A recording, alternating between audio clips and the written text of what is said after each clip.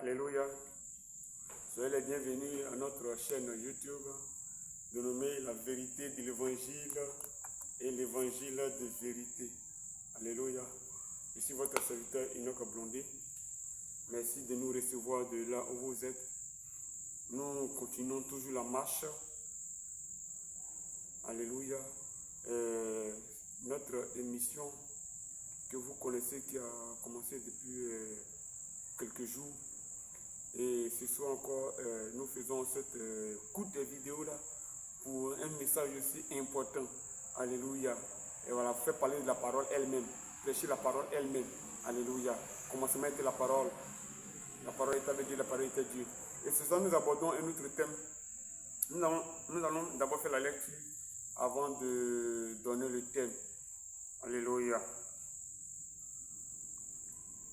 Dans Matthieu 2, à partir du verset 1, Alléluia, Matthieu 2, 1 à 2. Voilà. Pour le moment, nous allons arrêter au verset 2. Et la parole du Seigneur. Jésus étant né à Bethléem de Judée au temps du roi Hérode, des mages d'Orient arrivaient à Jérusalem. Et dit, où est le roi des Juifs qui est né? Quand nous avons vu son étoile en Orient, et nous sommes venus pour l'adorer. Alléluia. Et voici ce soir, ce passage que nous allons méditer, étudier, prêcher, enseigner. Alléluia. C'est l'histoire de la naissance de Dieu sur la terre. Voilà. Je vais dire les choses directement comme ça. Hein. Et voilà. Ça peut peut-être bousculer certaines théologies, ça peut peut-être bousculer certaines compréhensions, ça peut bousculer même certains dogmes religieux ou bien certains chrétiens ou certains religieux. Mais le message de l'évangile de vérité, le message de la vérité de l'évangile, c'est comme ça, à la grâce de Dieu, j'ai choisi de dire les choses. Alléluia. Donc, ce passage-là introduit la naissance de Dieu sur la terre. Alléluia. Gloire à Jésus. Voilà, comprenez ça comme ça, parce que n'oublie pas qu'au commencement était la parole. La parole était avec Dieu et la parole était Dieu. Donc, quand je dis ce message-là, ce passage-là introduit la naissance de Dieu sur terre en la personne de Jésus. Ce passage-là, comment Dieu est né sur terre en la personne de Jésus. Comment Dieu est arrivé sur la terre en chair et en os en la personne de Jésus.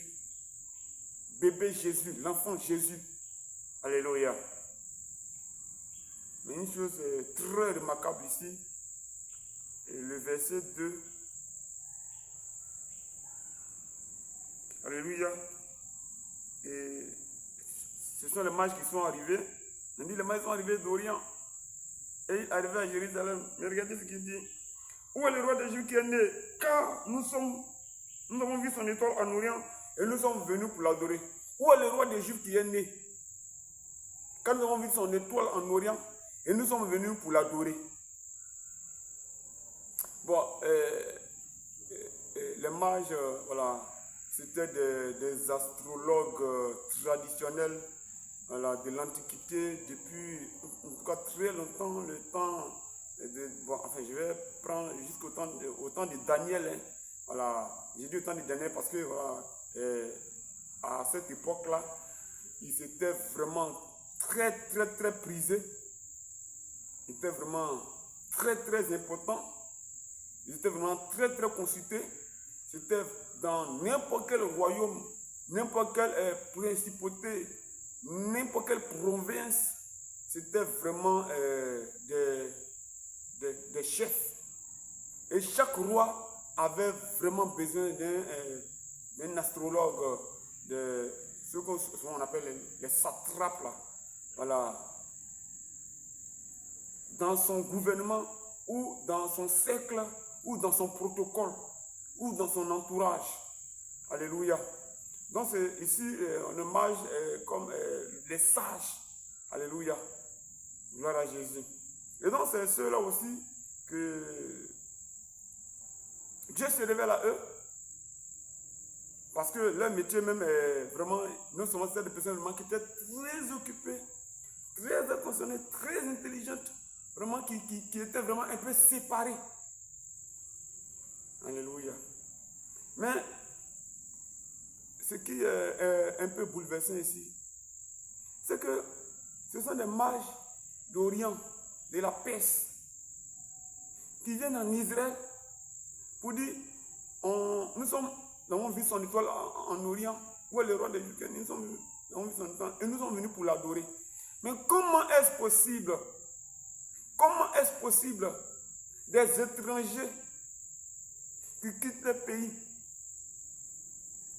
pendant que le peuple de Dieu est là, le peuple élu de Dieu, la race élue, les Juifs, Israël est là, les grands prophètes, les grands sacrificateurs, les scribes, les pharisiens, le Sanhédrin, vraiment tous les grands hommes d'Israël sont là.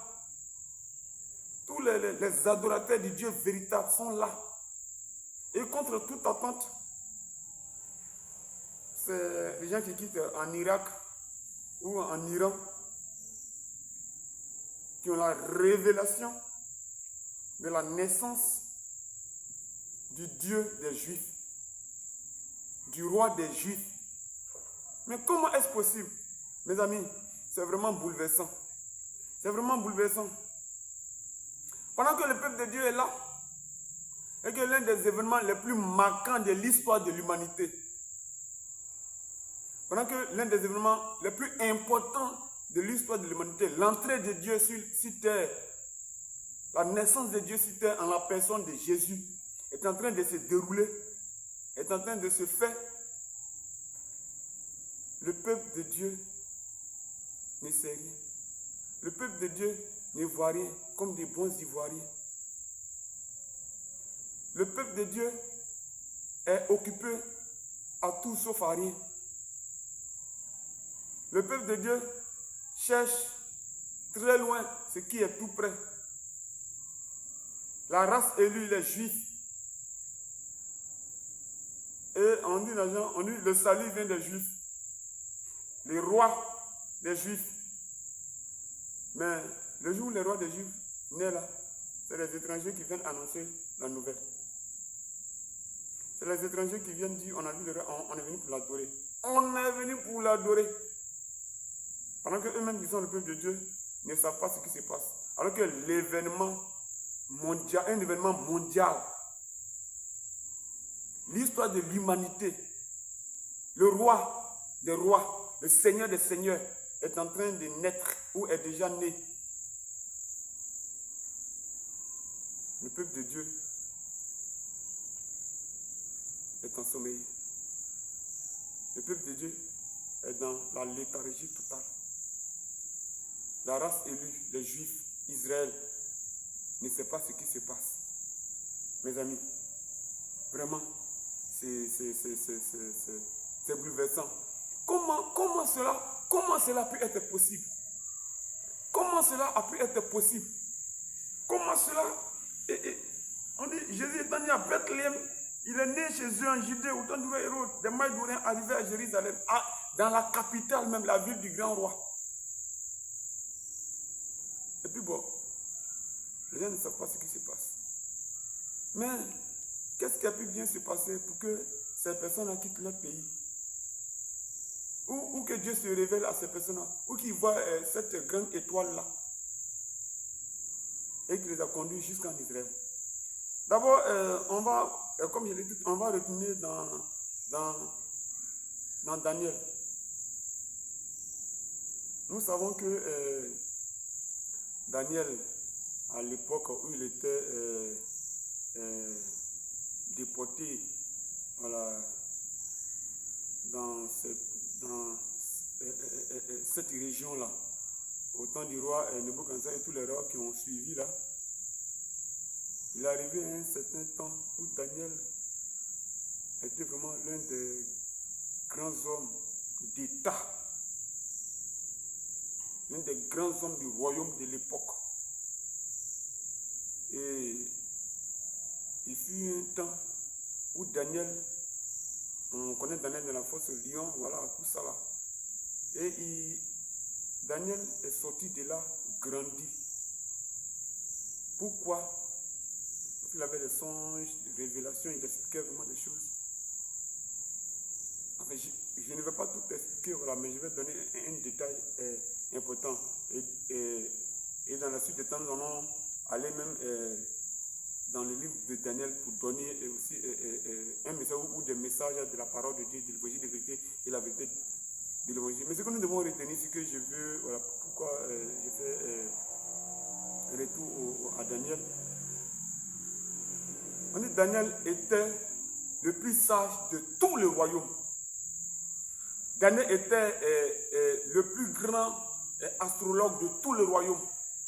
Daniel était supérieur en intelligence, en sagesse. Et si vous voulez, je vais un peu paraphraser. Hein. J'ai dit en sagesse, donc en magesse. Ici, on parle de mages. Le plus grand en magesse, le plus grand en sagesse, le plus grand astrologue. Donc c'est Daniel. Et nous lisons dans Daniel 9, verset 24, voilà, à partir du verset 24, là, l'histoire des 70 semaines de Daniel. Daniel a cette révélation.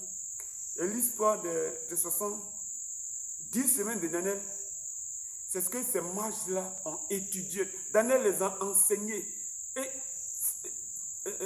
l'histoire des 70 semaines, c'est une date précise de la naissance, de l'arrivée de Dieu sur terre en la personne de Jésus. Donc ces mages-là, puisque Daniel était vraiment supérieur, 10 fois supérieur, et il a donné des révélations claires et nettes. Et Daniel a été nommé un grand chef dans le royaume à cause de sa sagesse, à cause de sa magesse, à cause de son intelligence, à cause de l'esprit de Dieu qui était sur lui. Donc, c'est comme si Daniel a fait une école de sagesse, une école de magesse, une école d'astrologie ou une école d'astronomie. Voilà. Pour étudier les temps, pour étudier les événements à venir. Et l'histoire des 70 semaines de Daniel là, ça fait école en Perse, ça fait école en Irak, ça fait école en Iran, ça fait école en Orient. Alléluia. Ça fait école dans cette région de ce monde. Alléluia. Et donc, ils ont tellement pris ça au sérieux. L'homme le plus intelligent, le plus sage, le plus mage du royaume a donné une prophétie qui vient de la bouche de Dieu. Il a sauvé la nation, il a prédit les temps à venir. Donc les gens ont dit, tiens, l'histoire de 70 semaines là, les gens ont pris ça au sérieux. Ils ont étudié, ils ont médité, et ils ont calculé